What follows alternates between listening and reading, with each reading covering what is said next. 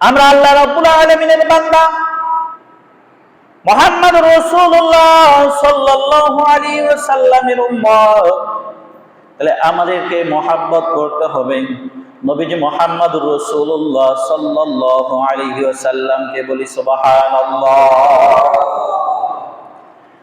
কারণ নবীকে যিনি মহব্বত করবেন আল্লাহ সুবহানাহু ওয়া তাআলা তাকে মহব্বত করবেন। বলি আল্লাহু আকবার। আল্লাহ সুবহানাহু ওয়া তাআলা সূরা আলে ইমরানের 31 নং আয়াতের মধ্যে ইরশাদ করে দিলেন, কুল ইন কুনতুম তুহিব্বুনাল্লাহ ফাত্তাবিউনি ইউহিব্বুকুমুল্লাহ ওয়া ইয়াগফির লাকুম যুনুবাকুম ওয়াল্লাহু গফুরুর রহিম। বলে আল্লাহু আকবার। আমার আল্লাহ রাব্বুল আলামিন পবিত্র কোরআনুল কারীমের মাঝে জানিয়ে দিয়েছেন, আমার বন্ধু আমার হাবিব, বলে আপনি বলে দিন, ইন কুনতুম তুহিব্বুনাল্লাহ,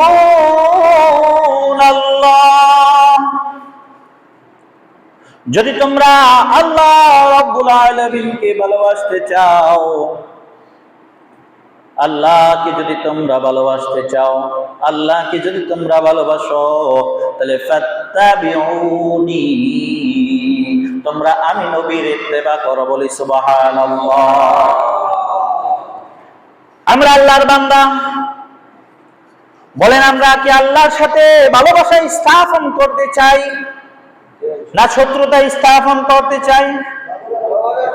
ভালোবাসা স্থাপন করতে চাই। আল্লাহর বন্ধু আমরাও হতে চাই, আল্লাহর ওলি আমরা হতে চাই। এজন্যই তো আমরা আল্লাহ তাআলাকে মহব্বত করি, ভালোবাসি। বলি সুবহানাল্লাহ। আল্লাহ তাআলাকে মহব্বত করি, ভালোবাসি। এজন্য আমরা নামাজ পড়ি, রোজা রাখি, আল্লাহর বিধানগুলো পালনের মাধ্যমে আল্লাহ সুবহানাহু ওয়া তাআলার সন্তুষ্টি লাভের জন্য চেষ্টা করি। আর আল্লাহ রাব্বুল আলামিন জানিয়ে দিলেন, নবী গো, তারা যদি আমি আল্লাহ রাব্বুল আলামিনকে ভালোবাসতে চায়, আমি আল্লাহকে ভালোবাসি, তাহলে তারা যেন তোমার ইত্তেবা করে। সুবহানাল্লাহ। একজন মানুষ আরেকজনের ইত্তেবা অনুসরণ তখনই করে যার অনুসরণ করবে তাকে সবচেয়ে বেশি অন্তর দিয়ে মহব্বত করবে। একজন মানুষ অন্যজনকে তখনই ভালোবাসবে তাকে মনের দিক থেকে, সর্বদিক থেকে তার সবচেয়ে আপনজন মনে হবে, প্রিয় মনে হবে। তখনই তার প্রতি ভালোবাসা বৃদ্ধি পেয়ে যাবে। আর যার প্রতি ভালোবাসা বৃদ্ধি পেয়ে যাবে, তখন তার ইত্তেবাগুলা, অনুসরণগুলা অটোমেটিক ভাবে তার মধ্যে আসার জন্য, তার নিজের মধ্যে বাস্তবায়নের জন্য চেষ্টা করবে। বলে সুবহানাল্লাহ।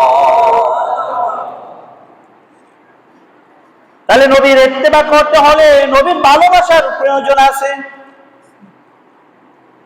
আর আল্লাহ রাব্বুল আলামিন জানিয়ে দিলেন, বন্ধু, যারা আপনার ইত্তেবা করবে আপনি তাদেরকে জানিয়ে দিন, ইউহিব্বুকুমুল্লাহ।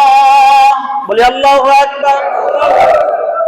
এই নবী আপনি জানিয়ে দিন, যারা আপনার ইত্তেবা করবে, আপনার মহব্বত করবে, আমি আল্লাহ রাব্বুল আলামিন ওই সমস্ত বান্দাদেরকে, আমি আল্লাহ রাব্বুল আলামিন নিজে তাদেরকে ভালোবাসবো। সুবহানাল্লাহ।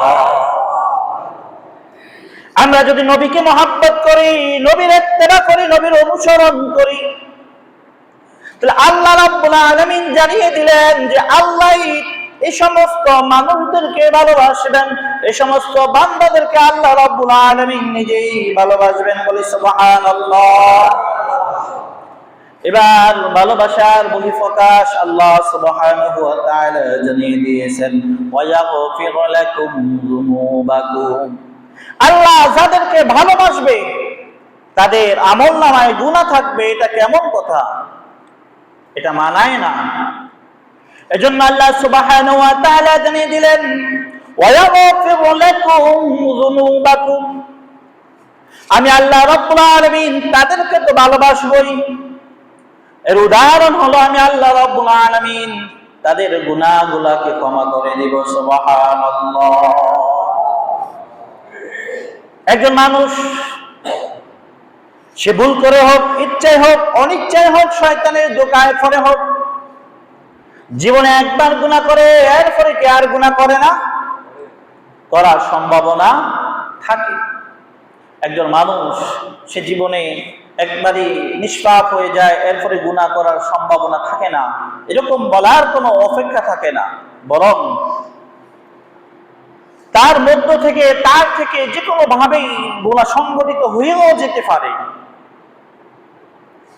এজন্য ওই বান্দা যদি ভবিষ্যৎ জীবনও যদি সে গুনাহ করে